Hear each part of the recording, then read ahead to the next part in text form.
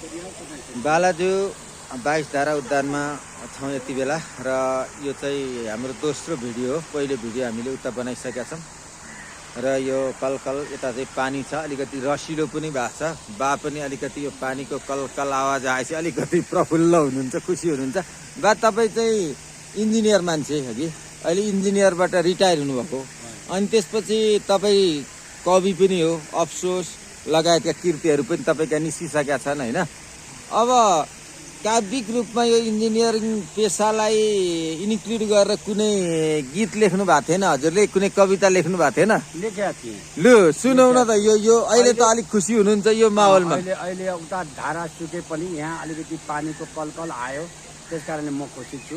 म यसलाई गीत मार्फत अहिलेका भाइ बहिनी इन्जिनियरहरूलाई केही सन्देश दिन चाहन्छु।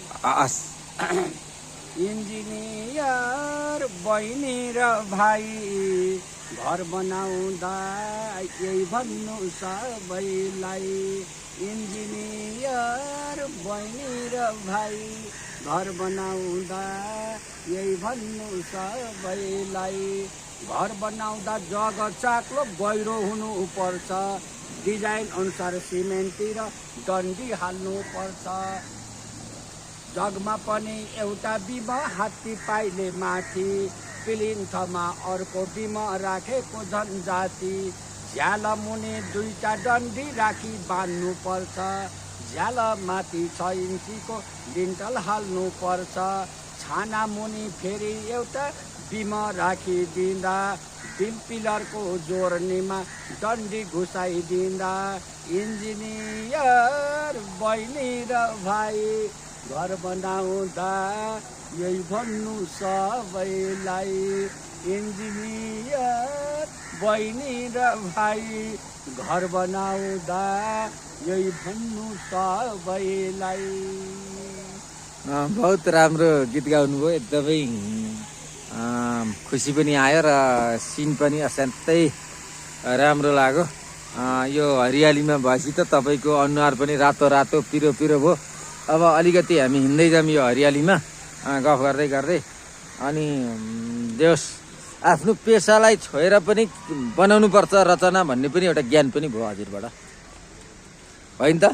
एकदमै बिल्कुल हो। किनभनेदेखि कस्तो भएको थियो देखेको हो, धनकुटा र धरान सधैँभरि पर्नुपर्छ भवन संहिताकै शरण। इन्जिनियर बहिनी र भाइ, घर बनाउँदा यही भन्नु सबैलाई। इन्जिनियर बहिनी र भाइ, घर बनाउँदा यही भन्नु सबैलाई। सबैले यो मैले बनाएको जुन अहिले गीत अनुसारको प्रविधि प्रयोग गरेर भवन निर्माण गरे भनेदेखि 5 तलासम्मको घरलाई भूकम्प प्रतिरोधात्मक हुन्छ भन्ने सन्देश दिन खोजेको। जस्तो यो त भयो, माटो परीक्षण नगरिकन बनाइयो भने त फेरि त्यो टिक्दैन होला नि तलको। माटो सोइल टेस्ट गर्दै पर्छ हजुर। त्यसमा कति गहिराई जानुपर्छ भने मैले डिजाइन अनुसार भनेको छु नि। डिजाइन अनुसार कति गहिराई जानुपर्छ, कति डन्डी हाल्नुपर्छ, कुन साइजको डन्डी हाल्नुपर्छ, अनि कुन ग्रेडको सिमेन्ट हाल्नुपर्छ, त्यो सबै कुरो डिजाइन अनुसार हाल्नुपर्छ। चाहिने जति डिजाइन अनुसार राख्नुपर्छ। सिमेन्टी र डन्डी भनेको कारण चाहिँ जस्तो छ नि। हजुर। अब अन्यथा नठान्नु होला होइन, तर सबभन्दा ठुलो इन्जिनियर चाहिँ धमिरालाई मानिन्छ नि।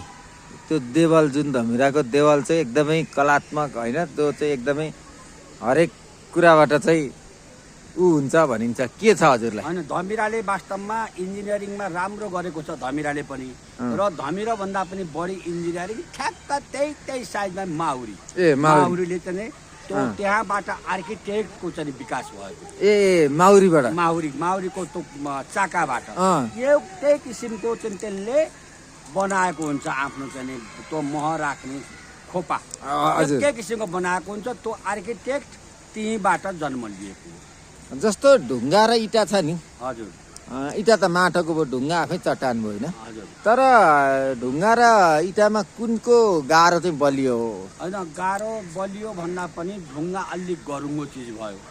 गरुङ्गो चिज भएपछि त्यसमा धेरै तल जाँदाखेरि घर आफैमा गरुङ्गो भयो भने अलिक टिक्दैन, गाह्रो भत्किन्छ अनि त्यसको बोन्डिङ मिल्दैन।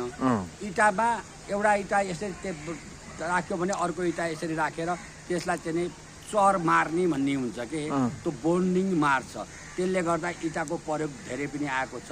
अनि ढुङ्गाको चाहिँ नि त्यसलाई त्यो अनुसार कुद्न सकिँदैन, कुदेर बनाउन सकिँदैन।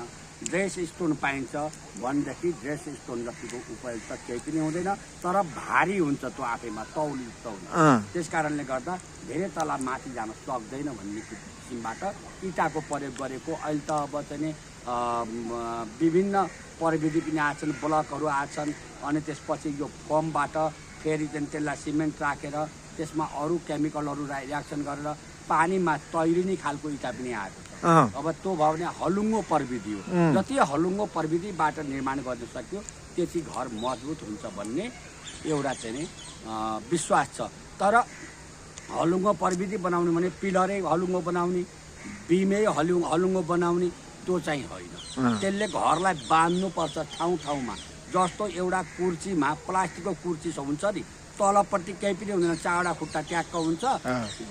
गर्मी मौसममा त्यो कुर्सीमा बसिरह्यो भने त्यो घामले त्यो प्लास्टिक पग्लेर त्यो फ्यासबाट ड्याङड्याङ मान्छे लडेको हुन्छ।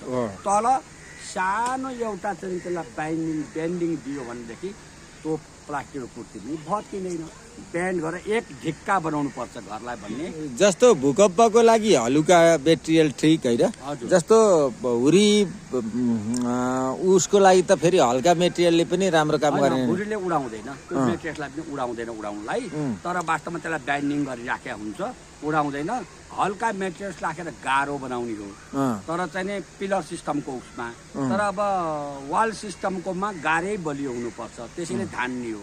र मान्छे के हुन्छ भनेदेखि जस्तो सेन्टर लाइनको पिलर अलि ठुलो हुनुपर्छ, अलि मजबुत हुनुपर्छ, अलि बढी चाहिँ सिमेन्ट र डन्डी प्रयोग गर्नुपर्छ।